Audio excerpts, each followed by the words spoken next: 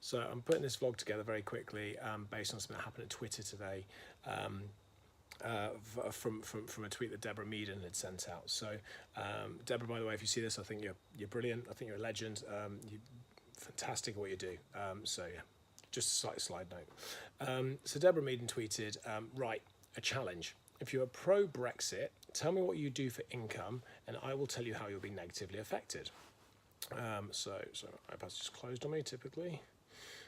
So I tweeted back to say that I'm not pro at all, but I believe Brexit will actually benefit my business, but I would still choose to stay in.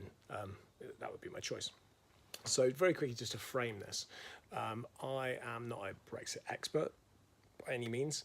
I believe I have a decent comprehension of what it's going to mean and the effects of to my business, to the economy, to me personally, to my employees, to my customers, and to the nation effectively, and also to Europe. So I believe I've got a decent understanding, but I'm not an expert. However, saying that, I don't know the experts actually really know what's going to happen. So basically, I put that tweet out, all fine, no worries. And I had a few different people comment on it, all very positive, just asking kind of questions as to why I think that. So we actually run a number of different businesses, but specifically we're talking about our tourism businesses here. So our prison tourism, we run 2 decommissioned prisons, which we've converted to tourist attractions, one in Shrewsbury in Shropshire, one in Shepton Mallet in Somerset. So Deborah, actually very close to you if you want to visit anytime, more than welcome. So we run two prisons. We also run an event company, which operates from both those locations and other locations. So very, very much tourism driven. And as somebody kind of rightly put, disposable income based. So anyway, so a few different people, I'll put the tweets in here. So Mark's gone, Matt's gone, looks like a fun business, but I don't see where you'll get the benefit post-Brexit. Now, for me, I think it's very simple post-Brexit. Let's say we leave the EU and we leave with or without a deal. There's a strong chance that things like the European health cards will suddenly attract a cost. So whereas they're currently free, they might have a cost. We don't know this, I don't know this, but they may well have a cost. Now it could only be £10, could be £15, could be £30. But if you're a family of 4, that £10 could turn into £40, or it could turn up as much as £120. If you've got to find that on top of your existing holiday to the EU, that's a lot of extra money, especially if you're a low-income family.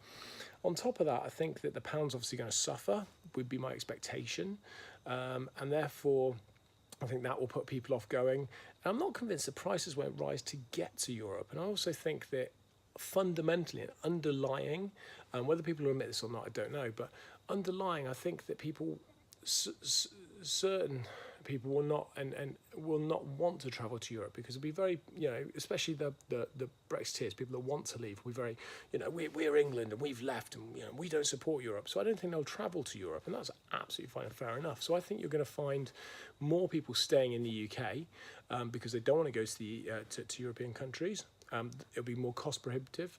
And I think based on that, we're going to find more staycations, certainly in 2019, probably rolling into 2020, maybe in 2021.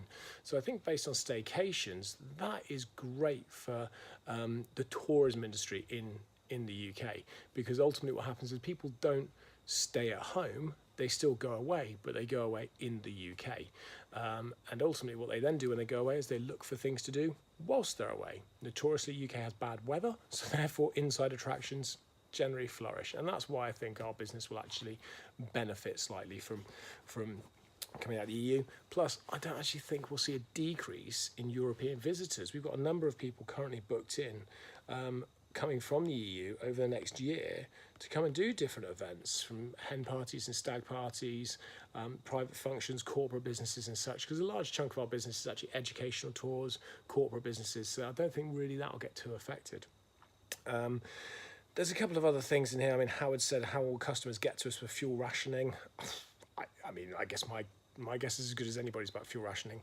I don't actually foresee, there might be a short piece where fuel is, I wouldn't say rationed, it might run short, but I don't think that's really going to happen, to be honest. I think there's plans in place for this. I mean, I remember when I was 17, the fuel crisis where no fuel was anywhere, and the country kind of ground to a halt.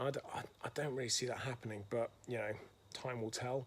And there's a few others in here.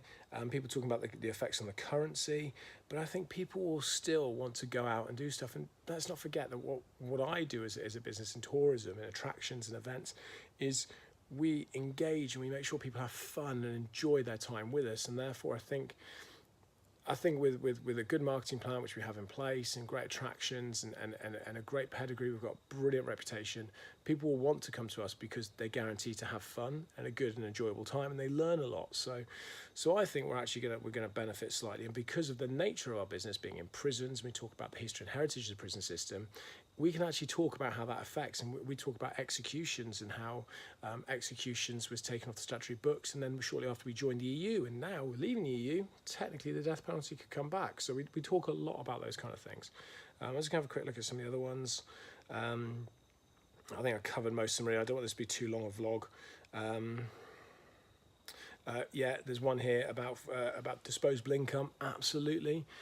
Will people spend less? Will interest rates go up? Who knows? But I believe quite firmly that people will still want to do the same things they do. They'll still want to go out. They'll still want to have enjoyment. And we're not an overly expensive attraction. So therefore, I think it's okay. I think we'll be fine. And they've rightly said, it's a gutsy call, but that's why you're an entrepreneur. And that's exactly it. Entrepreneurs, we make gutsy, bold calls. We take the risks. We take the chances.